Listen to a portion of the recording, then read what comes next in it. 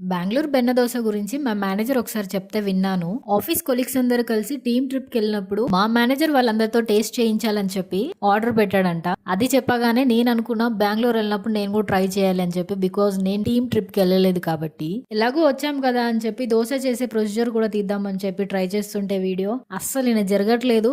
మన హైదరాబాద్ తెలంగాణ సైడ్ దోసలు కొంచెం పిండి తీసుకొని ఎక్కువ స్ప్రెడ్ చేస్తారు కదా. కానీ ఇక్కడ ఏంటంటే తక్కువ పిండి తీసుకొని ఒకటే ప్లేస్ లో అంటే చిన్నగా వేస్తారు. అంటే లడ్డుగా దొడ్డుగా. నేను నా ఫ్రెండ్ ఇద్దరం వచ్చాం కాబట్టి ఒకటే టైప్ దోశలు ఎందుకని ఇద్దరం డిఫరెంట్ ఇచ్చాము ఆర్డర్. నేనేమో నార్మల్ బెన్న దోశ ఇచ్చాను, తనేమో స్పెషల్ బెన్న దోశ ఇచ్చింది. నార్మల్ బెన్న దోశకి స్పెషల్ బెన్న దోశకి పెద్ద తేడా లేదు. ఒకటే తేడా ఏంటంటే నార్మల్ బెన్న దోశకి దాంట్లోనే కర్రీ వస్తుంది, మసాలా కర్రీ. స్పెషల్ బెన్న దోశకి వచ్చేసి కర్రీ సపరేట్ వస్తుంది, దానికి అడిషనల్ ఇంకో దోశ వస్తుంది. వీళ్ళు మనకి కొబ్బరి చట్నీతో సర్వ్ చేస్తారు. పైన క్రిస్పీగా లోపల సాఫ్టీగా ఉంటుంది. దోశ టేస్ట్ మాత్రం సూపర్ ఉంది. మీలో ఎవరైనా ట్రై చేస్తుంటే కామెంట్ చేయండి. కొంచెం తినగానే నాకు ఫుల్ టైట్